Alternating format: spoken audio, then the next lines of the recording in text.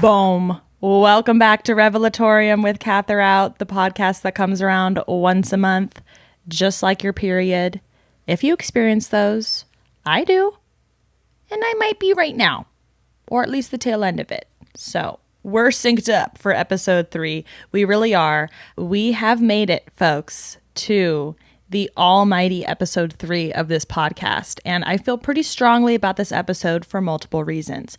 Number 1, as the video viewers have already noticed, I do now have this long and sexy podcast arm accompanying me, which means that you will no longer hear the comforting but slightly disturbing sounds of me manhandling the microphone.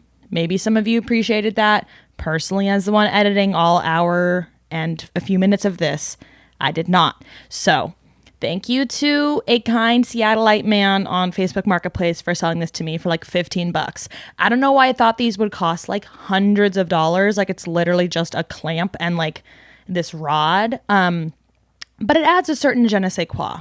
Let's just say that. A certain neckbeard essence. Like I do feel like I can posture a bit more now that I have my hands free. And I remember this episode of TMG where like Cody and Noelle were talking about how like once you get the podcast arm and you have both hands free, your ego just kind of explodes a little bit because you can really gesticulate in a grander fashion. Like once you get one of these, you start sounding a little Gary V-esque. So podcast episode. Thank you to my dear patron, Addison, for alerting me to the fact that I could be calling these podcasts. And like hindsight 2020, should I just have named the whole thing that? Yeah. But referring to it as podcast, as its second moniker, works just as well. So you can call this Revelatorium or the podcast.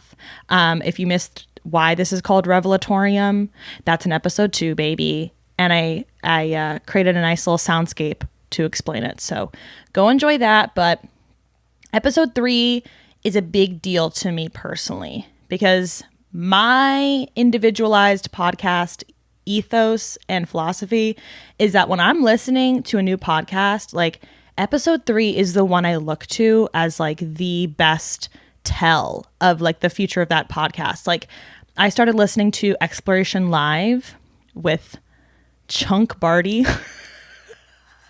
That's his Twitter handle. And is it Natalie? I've only listened to like a couple of episodes. I'm obsessed with it. I'm so deeply obsessed with it. It sounds like every conversation I've had with one of my friends ever. Like it's so engaging and stimulating and dynamic. But I actually didn't listen to the first episode of the podcast. Like I specifically and deliberately chose the 3rd episode to start with because I was like, you know what? They need to hit their groove. And settle into it. And so if you attended the last 2 episodes of this podcast before I hit my groove and settled into it, I need to thank you for your service, for your diligence, for your loyalty, for your trust, kindness, compassion, and honesty. And you all did show up in the reviews as well. So I have to thank you for that because it's really wonderful to see the reviews on Spotify, the written reviews on Apple. If you're listening to either of those right now, you can go ahead and pause or continue to listen while you do that. It would be a huge help to me. And I also recently realized that just another podcast drop. Grace Kulenschmidt and Joe Castle-Baker, 2 iconic actors and comedians, just launched their podcast. And it's called Finally because the idea is that like they're putting an end to podcasts because they're finally going to talk about like all of the topics that are left. And then we can just stop podcasting altogether. And I think that's such a fantastical idea. But I tried to rate their podcast before I even listened to it because that's how beautiful and parasocial I am. I will support you to the ends of the earth if I'm a fan of you. Like I'm a stan. I tried to review it before I listened to the first episode because I was like on a plane and it wouldn't let me do it. So now you know that you actually do have to listen to something. You could listen to something in good or bad faith and review it. What I would appreciate is if we're going to get into the landscape of, machine learning and everything being online, Internet of Things, interconnected, AI, buzzword, tech. If we're going to move that direction, like let's get to the point where it can analyze if you're listening to something in good or bad faith. And then it can mark that comment as like, this was left in good faith. This was left in bad faith. Then I can just filter out the bad faith ones. Like, I think so many people have called for this type of thing. And like, I do think that we need to get to that point with technology. The problem is that technologists aren't looking at ethics. Didn't know if you knew that, but technology and ethics kind of at odds with each other. Kind of at odds. We need more communist technologists. Like, I don't think technology is bad. I just think the application of it today for the profit motive gets away from us. It gets away from us. So yeah, I've been listening to a podcast or two, and I do need to thank folks for reviewing and believing in me and taking this in stride. Podcast episode 3. We're getting into it. Oh, and the third reason that is really legendary is because that means that we made it 3 months into the year. Like, we made it through January and February. Januaryism, as I talked about last episode, has such a strong hold, and Februaryism, baby. That is a doozy of a month to experience on this planet. If you're in the Northern Hemisphere, like, I think next year, like, I need to physically get up and move to the Southern Hemisphere in the winter. And not like, and the thing is, it's not even because the weather is shit. Like, the weather actually in Seattle has been fine. Like, is it cold? Yes, but it's actually been pretty relatively dry. I see buds are blooming. Cherry blossoms are starting to come out. Like, it's, first day of March when I'm recording this, and like spring is coming upon us. Hope is eternal, etc. It's not even that. It's literally just like the feeling of winter. I think it might be the light. But there's something so unshakable, something so unsettling about those 2 months. So we're in March. Things are looking up. We're right around the corner from the spring equinox, and that's a killer holiday. And I cannot wait to figure out how to celebrate that. I think I'll actually be on spring break with my friends in California. I don't have a spring break, but my friend is in grad school, so we're calling it spring break. And I'm reliving my glory days because I never actually took spring break in college. I always worked as a tour guide during that. So I never got to have like, not that I do like a big messy, okay, here's another aside. I don't understand how anyone did those Mexico trips in college. This is obviously for people of affluence, but they would go to Mexico and then they would drink in the morning, drink in the afternoon, drink at night, repeat it 4 or 5 days in a row, and then somehow end up with like a functioning liver by the end of it. My phlebotomist and I have developed a nice little bond. We key every time I go in there. He's lovely queen. And he was telling me about his Mexico trip, and he did that. And I'm like, how old are you? Because I cannot be participating in that. My spring break will be camping, maybe taking a little bike ride on a railroad in the redwoods, maybe a little hot springs dip. That's what I'm looking forward to. But also, what I'll say is that this episode, we're bringing out all the stops this episode. Got the podcast arm. We've got the reviews in place. We're in motion. We also now have a fact check segment. Bwah, bwah, bwah, bwah. I'll have to figure out a sound to use for this segment, but in passing, as a joke, last episode, I was talking about how I should get like a fact checker to review what I say in this thing. So I'm not just like spreading misinformation as I usually do on the internet. And I checked my podcast email, and like 4, 5, or 6 people had reached out, like interested in actually being a fact checker. And I just have to thank you all for taking me so seriously. As to actually reach out and connect. And so one of you actually sent in like a sample of the fact check, and I'm going to play that for everyone now because we need to make sure we're always reviewing and analyzing everything we've ever done as a good neurotic citizen. And now it's time for a fact check for last month's Revelatorium episode. In the first few minutes, Catherine mentioned accountability mapping. I had an Instagram post about the 2023 yin water rabbit year. This is a correct statement. You've probably heard of the 12 Chinese zodiac animals, including the rat, ox, tiger, rabbit, dragon, snake, horse, goat, monkey, rooster, dog, and pig. These repeat on a 12-year cycle, but there's also a corresponding element that gives you more information of what type of year you're going to have. The 5 elements are derived from the Wuxing philosophy that include wood, fire, earth, metal, and water. As one energy waxes, another one will wane. There's no hierarchy since these elements are interconnected, which is the theory that supports other Eastern traditions such as feng shui, acupuncture, or even martial arts. So as an example, in 2022, the tiger was associated with Ren, the yang water. This element is compared to an ocean. On the other hand, 2023, the rabbit is associated with Gui, the yin water. This element is the same, but the polarity is different. It's compared to a fine rain or dew or even a mist. It gently nourishes life and helps to grow and reach your full potential. There are plenty of websites that you can Google to look up what type of zodiac animal and element you are. And traditionally, you'll be extra lucky when that year's animal matches you. So for the ages of 12, 24, 36, so on and so forth. Be sure to check out the beginning of future episodes for future fact checking. Thanks for tuning in. Thank you, Lena. That was from my beautiful, beautiful fact checker assistant, Lena Daniel. Excellent work. Excellent job. So no lies detected so far. What I will say though as well is that most of the time when I'm speaking off the dome, I'm only stating feelings and opinions, very rarely facts.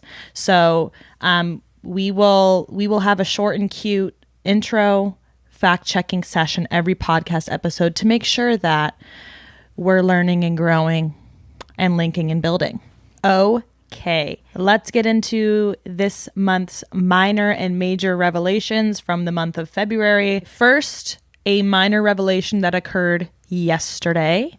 I keep these funky and fresh and topical and relevant. And that is that, you know how they say that the way you spend your New Year's, like your midnight on December 31st, your 12:01 on January 1st, like whatever you're doing in that moment is supposed to be sort of telling for how the rest of the year will go. I want to apply that to birthdays as well. Like I feel like you should get a do-over on your birthday because in a way that is a new year, it's a new year of your age. Like for you, that's truly a new year you're spending on this planet. Like unless you're born December 31st, January 1st, like it's kind of chopping up the year in a way. Your birthday is another opportunity to do that. Like if you fuck up because I hate New Year's. I think I've talked about that on this podcast. Like if you don't like New Year's and you don't like having plans on New Year's and you just want to sit in your bed and watch Her by Spike Jonze, that should be perfectly fine. But I think that you should get a redo on your birthday. However, this year, I was like really looking forward to, well, the thing is, midnight on your birthday, a lot of times you're asleep because a lot of times you celebrate your birthday like the evening of. This year, I happened to be sitting on a plane taxiing at Slaytac Airport because my flight to LA was canceled and I had to rebook one like super late at night. So I don't really want that to be indicative of like the rest of the year, but I do want to report back like at the end of next February because this podcast will be consistent and I will be coming back at that point. I want to report back and be like, did that have influence on my year? Like, is that somehow meaningful? Can I extrapolate anything from that? Because what if I could?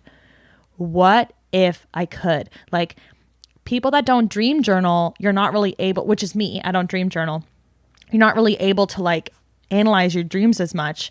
And I think many of us, we forget how we spent the new year by the end of the year.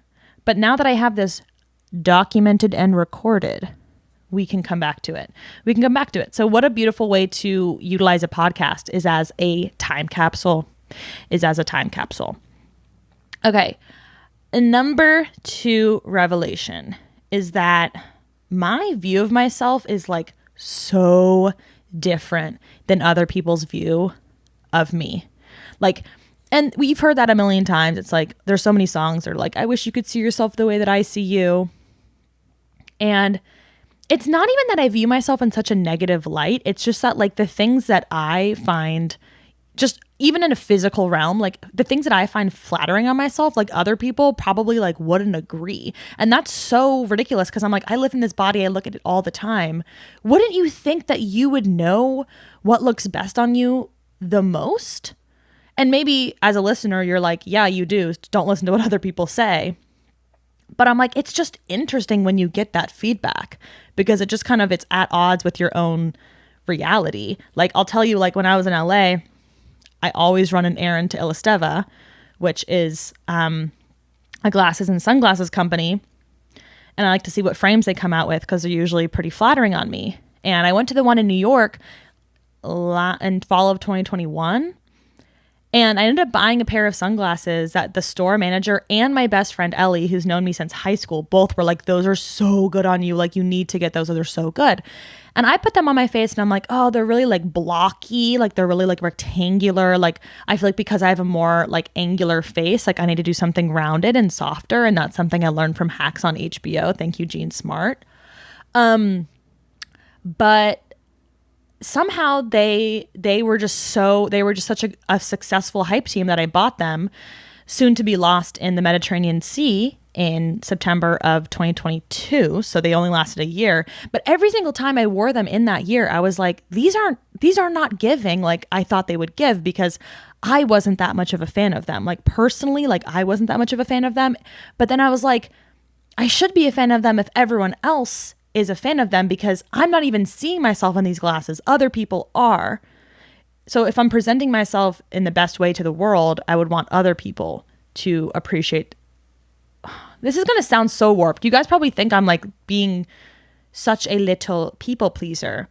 And I am, but like this concept goes deeper just into like, it is just so hard to see yourself in an accurate light. Like even when you're looking in a mirror, that's not actually how you look like. Like I remember there's this video of like this mirror that someone built where you can look into it and it'll actually show you as close as possible what other people see you as, because a mirror is 2D, like it flattens your face. Like you're never going to see like really all the dimension of what you look like. And they did that and it freaked people out because they were like, oh, and TikToks will do that too, where they'll give you like a really warped filter and then the filter will come off. And for a split second, you can see what you really look like because you're so used to your own face. I've just been thinking about that concept so much. And I feel like it's just come up again and again and again. And February, like really, really compounded it for me. Like there's just so many times where I've taken photos and I'll go to my friends and be like, oh, which photo of these 3 to 5, like, should I post? Like, which one's the best? I'm not going to post all of them. And the one that I think they're going to choose 95% of the time is not the one that they choose. Like, I'm wrong every single time. Like, and that just feels so weird again. Like, but it's in a way, it's comforting because like everyone's looking upon you in a more flattering light than you're usually looking upon yourself in. And to kind of extend this like revelation, I've realized that people don't see you like as very like people don't see you as a fragmented person. Confusing. What I mean by that is like sometimes on a day where I'm particularly feeling like my face card may be declining.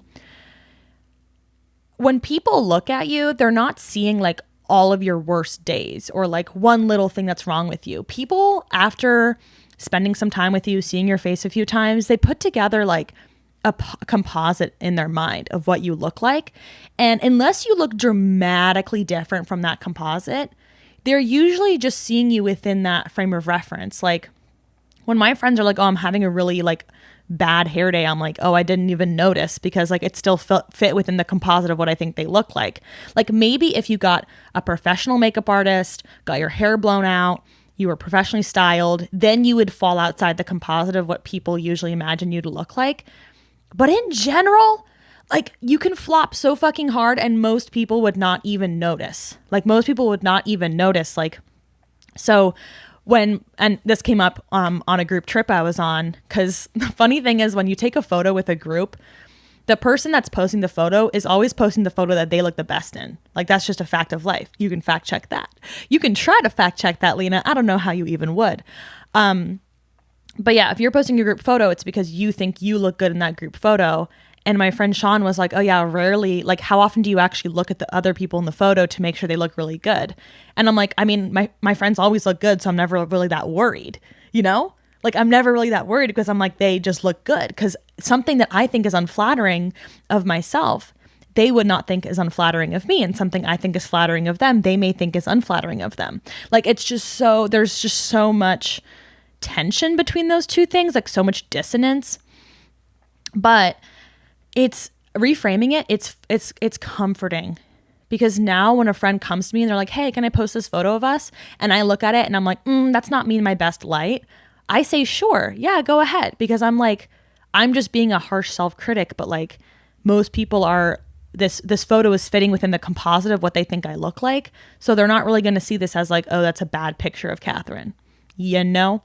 So that's something I've been really mulling over, and it's helped me to stop being so attached to my physical appearance and being so vain, you know, because I'm just kind of like, you know what, whatever state I look like, I look. And honestly, as a YouTube viewer of me or as a podcast viewer of me, like, I guess if you only listen to my voice, like even within my voice though, there's like so much variation I feel, but like you probably don't even notice that, you know? But I've shown up on YouTube in all sorts of different states. And I think that I'm showing up, you know, maybe in a very disheveled style, but other people may not think that because they've already come up with the composite in their head. So let that be a piece of comfort to you. Secondly, this was a revelation that came up on my trip to Los Angeles because I traveled with my dear friend Almendra Gordon, aka Amanda Mariana. And she's a beautiful, wonderful, stunning, smart, funny, angelic YouTuber. I love her dearly. I've just effusively been talking about her for like 30 seconds now. Anyway, I realized this as we were settling into our hotel on Melrose Avenue in Los Angeles. We had been staying at a friend's house before that and had been sleeping in the same bed. And I was on the right and she was on the left. And when we got to this new hotel, she kind of set up on the right, which is where I had been sleeping before. And I was like, oh, hey, do you mind if I take the right side of the bed before you kind of like unpack all your stuff and get settled down there? And she was like, oh, yeah.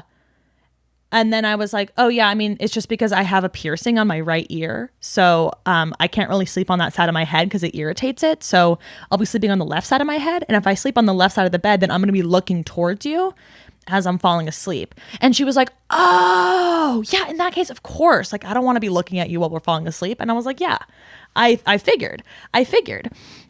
So that was like the third time in the last like month that I've realized how, and this is going to sound like so simple, but I realized how impactful and meaningful it can be to just explain the reason behind a request or a statement you're making. Because I think so often we're just kind of like, hey, do you mind if we stop at this restaurant? Like, and if you don't say like, I'm feeling really hungry, somebody could be like, oh no, like we're going to get dinner later. But if you had said, do you mind if we stop to get a snack? Like, I'm like really hungry. Someone's going to be like, oh yes, of course. I don't want you to be hungry. And it's a little bit more compelling. That's not a great example. But like, for example, I have a friend whose boyfriend always spends like so long getting ready for bed.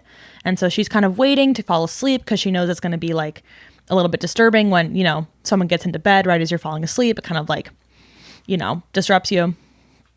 And she just doesn't understand why he does this. And I'm like, I feel like if he had a really good reason for it, you'd be fine, you know? Because personally, like I take a really long time getting ready for bed because I have very acne prone skin and I have contacts and I have sleep apnea and I have a retainer. So there's just like so many steps. There's just like a lot of people literally just brush their teeth, splash water on their face and go to sleep. And like that cannot be me because I have special needs. Okay. But if you explain that, someone's going to be hopefully understanding if they care about you. But if you don't provide an explanation, people's minds just wander. And hopefully they're not thinking the worst of you, but like they might not even understand because they might not have been raised that way or have had that experience. They might not understand any of that. And my therapist really illuminated this to me when she helped me out with my like boundary setting formula, which if you want to understand more about boundary setting, I talked about that in episode 2 of the podcast. But something really key to the formula of the boundary setting technique is like explaining like, I feel this way when you do this thing. Like, I feel like if it were my friend, it's like, I feel unsettled and like kind of, yeah, like I feel unsettled and just sort of like impatient when you take a long time getting ready for bed. And what I need from you is to start getting ready for bed a little bit earlier so that our timeline aligns more and I can go to sleep more easily. You know, like if you explain like on your end, like why you're feeling the way you're feeling, it's just so much easier to get behind. And I think so many people leave that step out where you just say the request, but you don't explain the reason behind it. And it's incredibly elementary, but do not skip that step because it's like, hey, I'm going to be late. It's like, oh, hey, I'm going to be late. The bus I'm on just hit a car. Like, like that's a little bit easier to get behind than just like, I'm going to be late. You just assume they're like futzing around their house, you know? So the final revelation I have, which is probably the most major one, is that I love spinning. I love spinning. I really do. I went on a first date and I don't know how we started talking about playgrounds, but like at my elementary school, we had like, it was like the planet Saturn, but it was like a giant rock in the middle, like 6 feet tall rock in the middle. And then there were these metal rings going around about halfway down. So you could sit as a kid on the metal ring and then someone would run and push it and you would spin around and spin around and spin around, which is kind of like a merry-go-round. There's like a merry-go-round in an elementary school near me and I really want to go on it because it looks really fun. And then there's another thing where it's like you hold on at the top. It's like a turning plate. You hold on at the top and you can like spin around. My sister and I were messing with that on Christmas Eve and it's in my Vlogmas footage if you want to go find that on Patreon. Patreon.com/cattherout. Gotta plug it. And I was telling all these things and the guy was like, oh, so you really like to spin? And I was like, okay, yeah, I guess. And then I immediately pulled open my Notion and wrote it down because I'm like, there are so few times when you realize something's so like inherent to just like your interests, you know, like that's such a unique little niche thing. It's like, what's something you love to do? I like to spin. And he was like, oh, do you have like a spinny office chair? And I'm like, I do, but I don't really have space to like spin around. But I think I need to make more space for spinning in my life. Like, I think I do. I think it's like me stimming a little bit, and I think I do. So that was like a really major revelation. Like, I had to share that with you all because it's so complex and crazy and cool. Okay. And now we will get into what we are taking, what personally I am taking from February into March, what I'm leaving in February behind me as I go into March, and all of that from my perspective. And then we'll get into your taking and leaving because I mean, I've already looked through all of the answers and there's a lot I want to share from you all this month. Like I would really love to turn this mirror around and focus on you all for the back half of the episode. First thing I'm taking is hiding self-view in Zoom to escape my self-consciousness. Obviously, I've mentioned a good bit about my self-consciousness, like because I'm someone that does so much work in media where I am appearing in it, like it is kind of impossible not to be self-conscious. Like I just am so aware of what I look like all the time. Like it's just, I'm kind of thinking about that in the back of my head. Like even now I'm like, oh, is my posture good? Do I look weird? Do I look frumpy? Like, is the lighting okay? Like things like that. And I notice on Zoom, and I have multiple friends that are like, oh, I do that too. So it's not just YouTubers, but on Zoom, when you're in the Zoom room and there's 20 people, I find myself like looking at myself on the screen. Like I find myself looking at my own square, even as other people are talking, because I'm just always so self-conscious that like, I don't want my hair to look out of place. I don't want to just all the things I just mentioned about me right now, my posture, all of that. I find myself being so like on alert, like making sure I'm staying cute. I'm staying cute. And I'm tired of that. It's so much more engaging when I can focus on the person that's speaking. And so for the first time, I had noticed that option was available, but I was like, who actually does that? Finally, I hid the self view. So I hid my square from the screen, and it was so freeing. Like, I know I'm just like a woman of the internet, and it's ridiculous to call that freeing. But it was because I was just like, I finally can really pay attention to everybody else. I felt much more engaged and like tuned into the conversation. And it was wonderful. And the times that I forget to do it, I do notice an impact where I'm just touching my hair a lot more. Like that's kind of one way I like stim, is I'm always like declumping my curls. You know, a lot of times I'll just be messing with my hair. And just kind of want something to like, you know, a little fidget toy kind of thing. So just having the self view off is nice because I really can just pay attention to everybody else and not even think about myself. How nice. So I'm leaving that behind. That also actually goes into the revelation I have about the composite of you being consistent. Like I can mess with my hair 18 times during the call. I don't think that anyone's going to notice. Like, honestly, I don't think that anyone's going to notice. And even if they do notice, I don't think it's going to change their impression of me that much. Like, for some reason, I feel like I have to look like the best version of myself at all times. And that's just not true at all. Like, you're just going to be looking like a version of you forever. You know, like people are going to look at you and they're going to see a version of you, and you don't have to be the best version every single time because they've already seen you at your best. They're looking at you in a good light. I will also be taking an experimental concept that I tried in Los Angeles, probably the worst field study location for this, but I want to do office hour hangouts. I'm a big fan of not coercing my friends to hang out with me. Like, I don't want someone to hang out with me because they feel guilty or they're doing it out of fear or like they feel like they owe me a hangout or something. Not to say that this comes up like so much, but like I have enjoyed doing group vacations with friends where I just post it to my close friend story, and whoever wants to go, they volunteer and they self-select themselves in. And I feel like that affects the dynamic of the group because everyone that's there really wants to be there. It's not because they're there out of like obligation. And so I wanted to incorporate that into like hangouts. Like when I was in LA, I knew that Amanda and I were going to go to brunch on Sunday and then go to the Melrose Trading Post. And I could have individually texted like the dozen people that I know in LA and been like, I'm going to be here. One thing about that though is if you're sensitive to rejection and you individually text 12 people, if 11 of them say no, like that does not feel good. And in LA, like everyone lives an hour and a half apart. Like I'm not even exaggerating. Like I have two friends in LA that probably live an hour and a half apart and they still are both within Los Angeles. And so people just like can't really reorder their plans to just like pop in because it's so much, it's like, it could be like 2 hours round trip just to pop in, which is so ridiculous.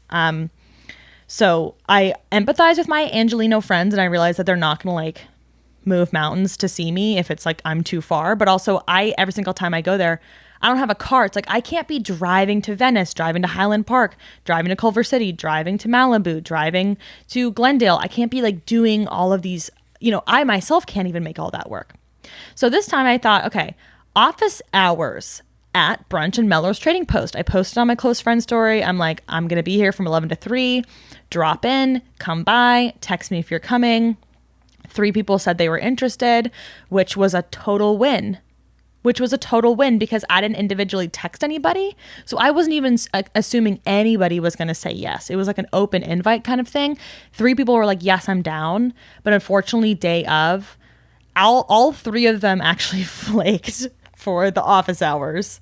But one of Amanda's friends came through And then one of the people I ended up meeting up with later that night for dinner, which was totally fine. So like a moderate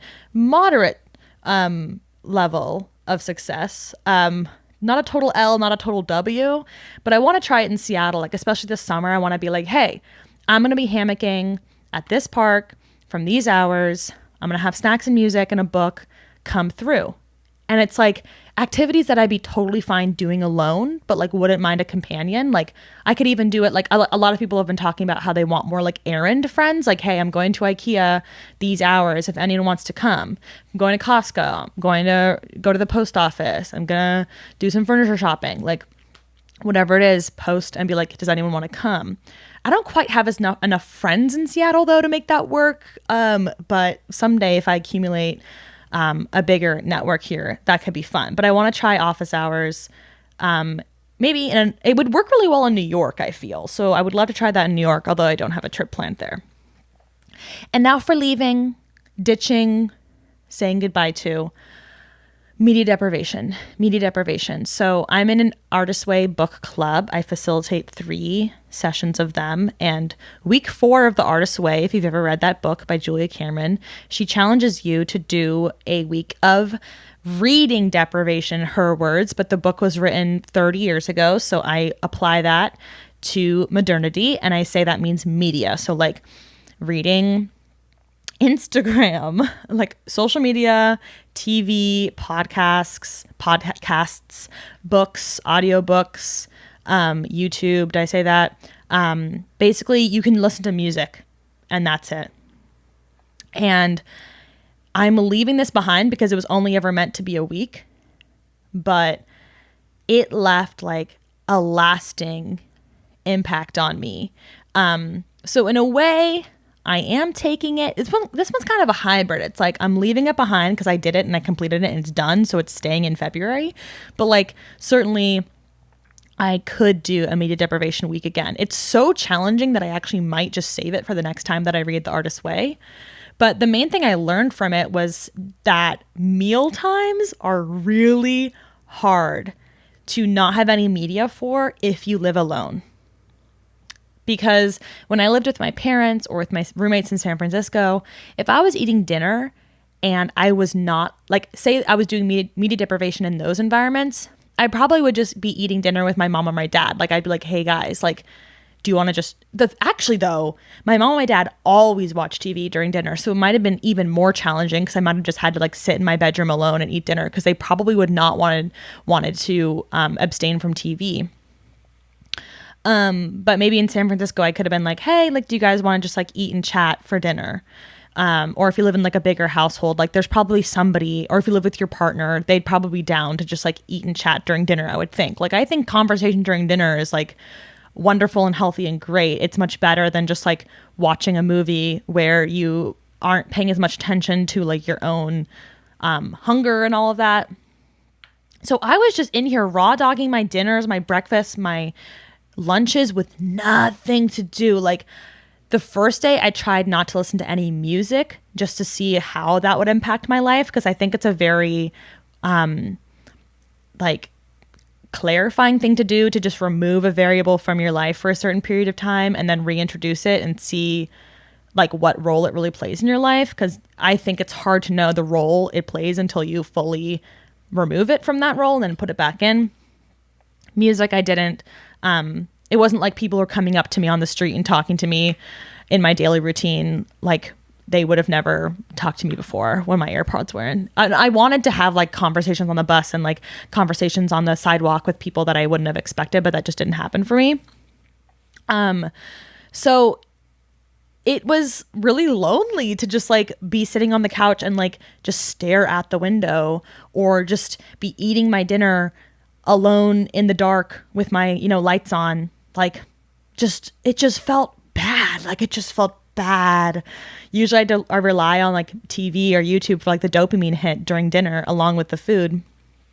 And it just really solidified for me like how unnatural living outside of community is. Because if you live alone, like you do not live, like even if you live in a city, living alone, you just don't live in community. Like, I don't have people to call on in my household right now for support. Like, I can FaceTime people, and that's what I ended up doing during dinner to kind of like simulate having community, which is so sad. Was I would just like call and FaceTime friends. Like, every single meal I would be calling someone, calling my mom, calling my friends, like, who wants to get on the phone, who wants to talk, because I just craved connection. Like, if you don't have consumption, you really crave connection, is what I found. Like, that was the source that I kept going to. Like, I want to connect, but I live alone. And so it made me really, I was already rethinking living alone, because like, it's fine, but like, I'm an extrovert and I do crave community. Anyway, it's just unnatural. Like, my ancestors in the 1400s, they lived without TV, they lived without the radio, they lived without YouTube, and somehow they ate dinner just fine. Probably because but like, did anybody live alone in the 1400s? No. I think you'd probably die. Like, you had to have a team of people helping you to like, farm everything and clean everything. There was so much more to do that you would have to live with other people. So I just really felt like a pariah almost, where I was just like, wow, if I didn't have TV, media, all of that, literally could not be living in a 1-bedroom apartment right now. Like, I would have to shack up with somebody or some people. Okay. And then on that same leaving note, I also left a lot of my body hair in February, which was crazy because I have not, like, I've been growing out my body hair basically since, I don't know, May of 2020. So I had not touched it. Like, I trimmed, but like never fully shaved and been like bare again. And I went to my beloved friend, Kath Getsy. If you ever watched Kath in college on YouTube, the channel's gone now, so you can't search for it, but prolific YouTuber, college YouTuber, internet friend. And she had her golden birthday celebration, which is why I went to Los Angeles. She's actually born the day before me. She's also 5'10", also a YouTuber, also a California enjoyer, Pisces. Like, we're just so similar in that way. It's crazy town. Anyway, her theme for this birthday was black tie slutty.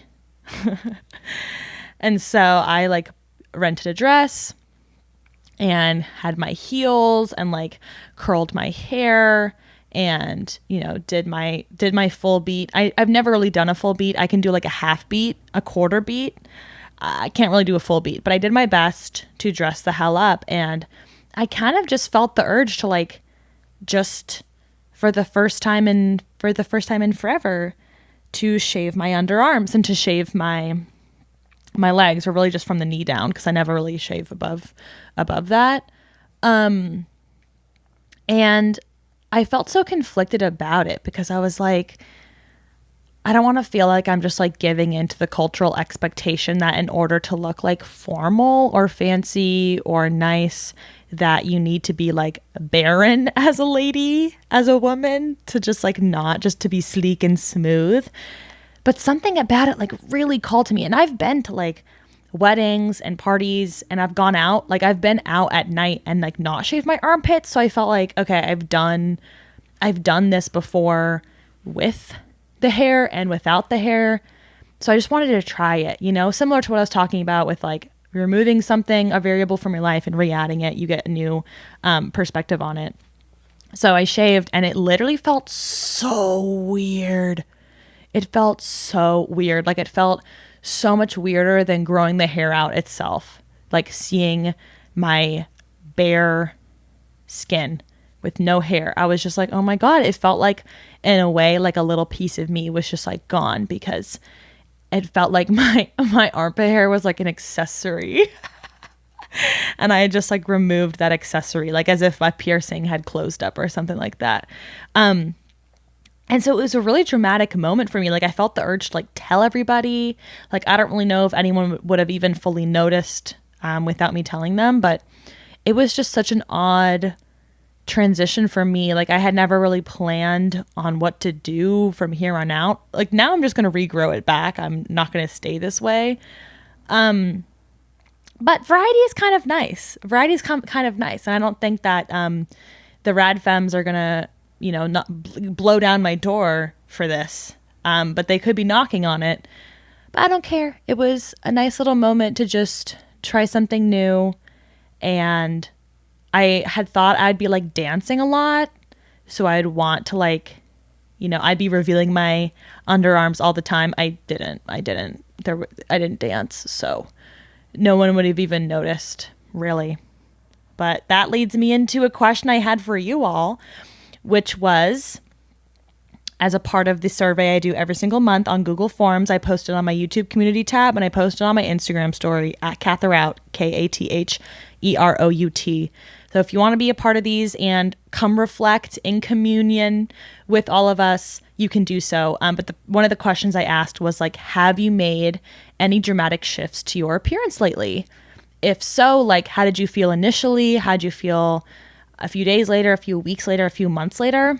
And funny enough, quite a few of you did. Like, of all 50 something respondents, like over half, like, people had a dramatic shift to report. An anonymous listener from the Bay Area who's 29 said that she has not made any dramatic shifts but would like to chop her hair and dye it pink, testing it out in my video game character. And I picked this one out because I thought it was so smart. Like, it's so great having so many avatars for us in our life. No, but like, there's a lot of ways you can test out changes now. Like, in a way, it's helpful that technology has allowed for filters and such, because like when I was thinking about getting like a nose piercing, like, or even an eyebrow piercing, like you can just put a TikTok filter on and it's not perfectly accurate, but it's pretty accurate. Or you can like pretend, like put like an earring, like a ear cuff on your nose, like, and pretend that it's a piercing and get a sense of it. Like, as someone who is a very committal person, I want to make sure when I do something, it's like something I'm really serious about. So I think that testing it out on your video game character is really cute. Like, if you have like an avatar or like something, like making a change to them, like your Memoji. I did recently update my Memoji with my curly hair, and she just seems so much more me now. It really is affirming. Okay. Kit, who is 25 in Ohio, said that they recently came out as non-binary. Congratulations! And cut off nearly all of my hair, which was down to my waist before. Sometimes I love it and it helps me feel confident and comfortable in my body, and sometimes I hate it and I just want it to grow back out. I'm still trying to figure out what feels like me outside of the constraints of gender norms. Yeah, and that's real. Like, when you make a dramatic shift, it like removing a variable is helpful, but it's also sometimes like it doesn't clarify for you. Sometimes it's really conflicting, and it's like, which one do I like better? Which one does fit me more? And it's hard to wrestle against like just the inertia and comfort of like what was there as being like the most rational thing to you. You're like, okay, well, my hair was long. Of course, it's going to feel normal to me. Am I feeling just like the dramaticness of this shift, or am I feeling that I don't like this?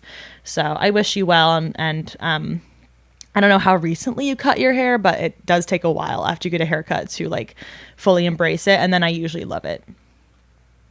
Atticus in East Tennessee, who's 22, said that after a long time of wearing almost exclusively earth tones, I've started bringing more and more color into my life. It's not the most dramatic change, but I felt married to neutrals for a while, and I think I'm finally letting go of that. A pair of bright blue socks has been one of my greatest joys in February. I felt elated the first time I wore them, and each time I'd look down at the color peeking out from my boots. I was mesmerized by the blue. After several years, I still feel the same way about them. They've solidified that I do actually like more than just earth tones. I feel a little silly being so affected by socks, but I can't help feeling like what I wear is a representation of myself, and that's important to me. I'm excited to slowly develop my self-expression through colorful clothing in the upcoming season of renewal. Upcoming season of renewal seems like spring. That's a really beautiful way to say that. And I'm very happy for you, Atticus, about your blue socks. Like, it just takes a little shift to show you maybe how you want to present yourself. Alan, who's 23 in Atlanta, said that he got an earring, which is the craziest thing he's ever done. Rule follower core. It felt like such a rush, and weeks later, I feel more in control of my own body. That's huge. And I've heard folks with OCD talk about that with tattoos, is like it's really hard to it's really hard when you feel like a lack of control over your sense of self. And so making a physical shift like that can sometimes prove to you, like exposure therapy, that like that's okay and it's doable. Okay, now going back to the media deprivation that I also left in February, I asked you all, like, what type of media is the most comforting to you in your daily life? And what do you consume that you'd be the most resistant to removing from your life? Like, what would just be such a shot to the heart if you knew you could no longer, consume it every single day? Anonymous, who's 25 in Columbus, Ohio, said that music is the most comforting for her. I feel like most of the media I consume brings me anxiety because I want to consume less, but I find it so addictive. YouTube videos, Instagram, TV. Music only makes me feel good. It reminds me of different points in my life, elevates my mood in times of need, and helps me release emotions like sadness when I need it to. Music is just really different as like a form of art. And I find that like if I'm doing something as simple as like folding my laundry, if I'm watching like a Mike's Mike video, I'm going to be glued into that. And sometimes it's easy to sit down on my bed and not actually fold the sock and just watch the video for like 5 minutes, versus music, like as I'm singing while I'm doing it or just listening to it, like I find it doesn't really like freeze me up in my day. It helps me to flow through. And that's kind of what you said it feels. On that note, though, Anonymous said that rewatching Mike's Mike media recaps, e.g. PLL, Twilight, Glee, Gossip Girl, like those, really bring me back to center, and I can't explain it, and I won't try. Yes, I'm glad that I've assembled a viewership of fellow Mike's Mike oomphs because he's so powerful and wonderful. Hallie, who's 24 in northern Minnesota, wrote a really beautiful reflection in this part of the survey. And I did want to just highlight part of it where they talked about a form of media they've gotten into being guidebook collections. By this, she means mushrooms of the upper Midwest, birds of prey of Minnesota, etc. I have several of them for the different flora and fauna of my geographical area. My boyfriend and I even invented a game called Guess the Thing when we page through one of the books, and we try to have the other person guess what plant or animal we are based on the clues that we give.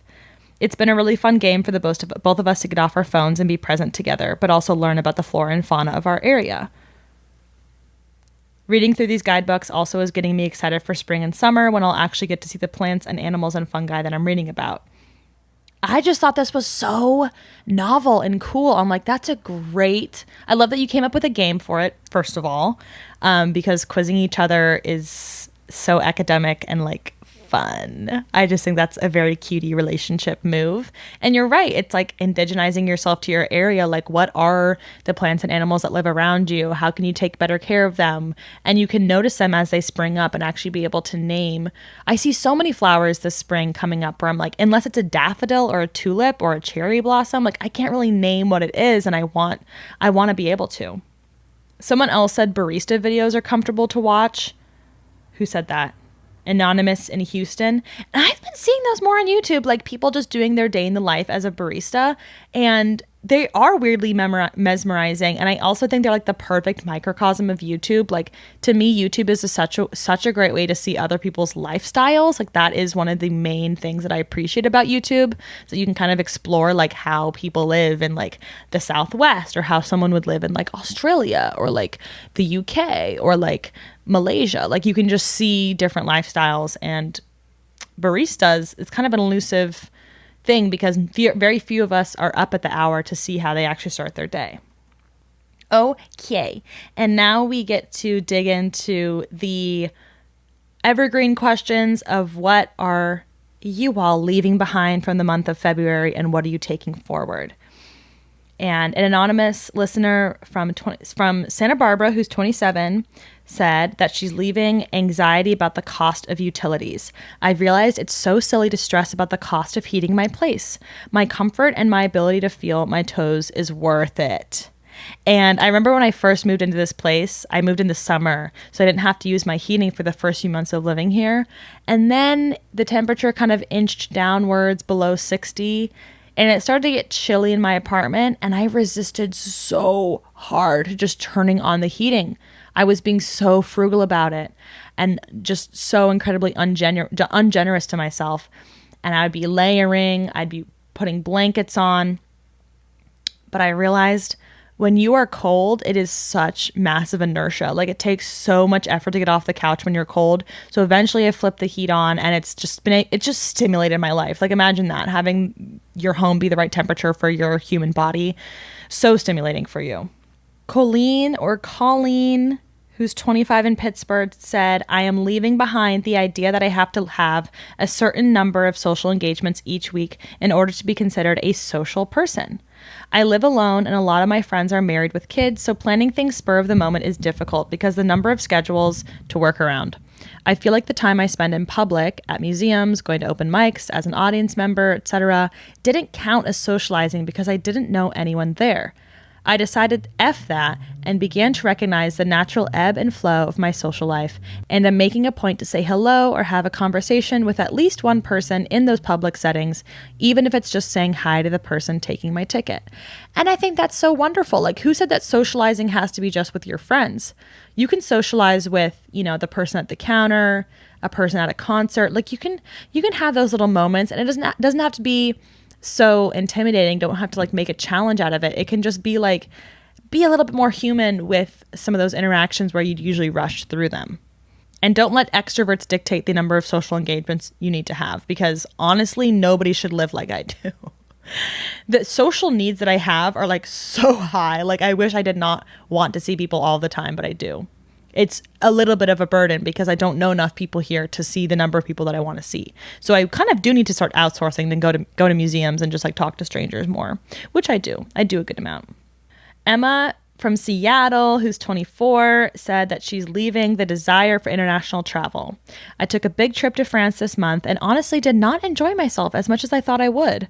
I've had many big travel aspirations for a while, but I've realized that maybe the additional time and money isn't worth it to me when there's so much variety that can be achieved through U.S. domestic travel. I really didn't appreciate all my childhood West Coast road trips and camping experiences enough growing up. I'm shifting goals for future travel to focus on shorter trips and staying closer to home. I just love whenever any of you respond in a way that's like affirming your values and how they may differ from those around you. I think that's so beautiful to understand, like where you sit in the spectrum, in the compass of it all. Like, what do you actually appreciate out of travel? Because if you don't want to go overseas, don't go overseas. Like I realized that too. There is so much of this land that I live on that I have not seen, and there's so much variety to it. Like it's so enriching. So you can do years of travel without having to go overseas. Although cultural immersion is like really wonderful, if that's too much for you, like if it's too much to go overseas and be so far, like stay close. Okay. TJ in Florida, who's 26, said that she's leaving my boyfriend of a year and a half who unceremoniously dumped me and kicked me out of our house 2 days before Valentine's Day. So in February, I'm leaving behind people who do not choose me. And TJ, let me just say, you are not alone. Like the number of breakup season responses I got in here, like so many relationships ending in this month, like compared to the last few that I've collected responses for, like a lot of you were leaving romantic relationships behind. And that I haven't been through a breakup in so long that like, it's honestly hard for me to remember. It's almost like after moms give birth and the oxytocin rushes in, they forget how traumatic the childbirth was. And they're like, wait, maybe I should like go through that again. That's kind of the mode I'm in. So I'm like really, really feeling for you all going through breakups. And lastly, what are you taking with you into March from the past month? Coming back to the anonymous person who's 27 in Santa Barbara, she said, fun classes. I took an astronomy class in February and had a blast sitting in a planetarium once a week and learning about constellations and the universe. Next month, I start a pottery class and I couldn't be more excited. I love taking classes in the wintertime. I've said it before, I'll say it again. And an astronomy class is such a wonderful thing to do when it's dark outside. Like you might as well be inside looking at the stars. And that's like such rich knowledge to have. My dad is a huge astronomy nerd. And so he was always pointing out the stars and the planets. And he'll always alert us when there's like a new meteor shower or a new like something moving through the sky at night. He'll always let us know.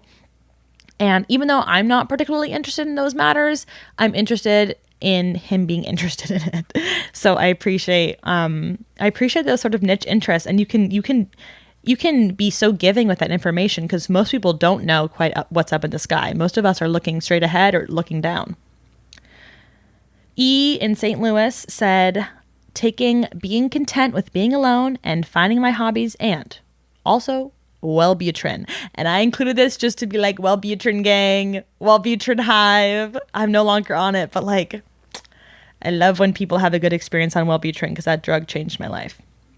And that's exactly what the big pharma reps want me to say. But you know what? I'm saying that with a free and integritous mind. Flynn in Harrisonburg, Virginia, who is 20, said that she is taking new friendships. I was in a play and met the sweetest, coolest people. I want to foster those relationships more. That is such a special place to be in. Like when you make a bunch of new friends, it's so delightful. And all you want to do is just like develop those more and more and more. And I was just touched by that message. So I wanted to include it. Amelia in Atlanta said they're taking 6 more weeks of the Artist Way book club. My favorite part of the year so far.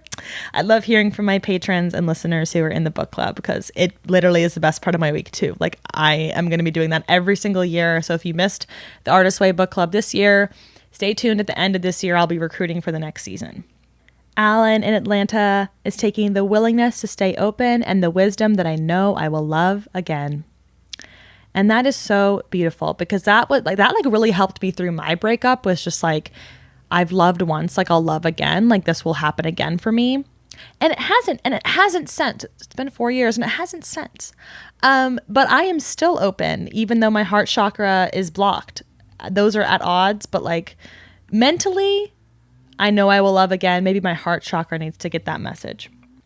Lily in Minneapolis, who's 25, is taking the love and support from friends in February. I'm the people-pleasing, always doing something for everyone else friend, and I'm still learning to accept kindness from others. I officially came out in February, woo! And I didn't get all the positive reactions. Yay, homophobia. My partner and friends were and continue to be so supportive and gentle with me during this sensitive and emotional time. My partner threw me a surprise coming out party, and I couldn't believe that people cared about me enough to organize and show up to something just made to celebrate me doing a hard thing. It's good to remind ourselves just how much the people in our lives care for and want to celebrate us. And I massively, massively understand what you mean. Like, it is just so affirming when people show up for you in that way. And I'm also so proud of you. I also just love having queer people in my audience. I love when I tune in to, some sort of Cather Out community event and I'm like, the gays are here. Because that would be so alarming if I had no gay people in my audience. Like, you're really doing something wrong if you don't. Sarah Moon in Moab, Utah, who's 26, said that she is taking putting herself out there. In the past, I've reached out to a number of people I admire, asking to buy them coffee in exchange for knowledge sharing, wisdom, and advice, be it personal or professional. And rarely does it actually happen. But next month, I have plans to meet up with someone I've been admiring from afar for quite some time, and I feel proud of myself for making it happen, despite the long list of unanswered emails in my sent box. And I just want to encourage people to shoot their mother freaking shot, because you never know, the other person could be flattered, that could be just what that person needed to hear, and everyone's craving connection. So do it, see it through, make it happen. And with that, I will take us into March. With this podcast, Revelatorium, I get to be the one that ushers you into a new month. And what a brilliant role. I would love to hear your reactions from the podcast. I love when people post little screenshots of where they're listening to it on their Instagram story. Like, tag me if you do that. Because if you just share it from Spotify, I don't get notified, so I don't see it. And of course, I want to continue to connect with you all online and, off when I can. But very much appreciate you all tuning in for episode 3. Can you even imagine how much more we're going to hit our stride episode 4 when I've used this podcast arm a second time? Like, I might even start to grow a neck beard type thing and start talking about like World of Warcraft. I don't know. What do neck bearded people do? Need to learn more about their culture. But maybe that's something to fact check. Anyway. Thank you for listening. I will see you all next time. And Catherine out.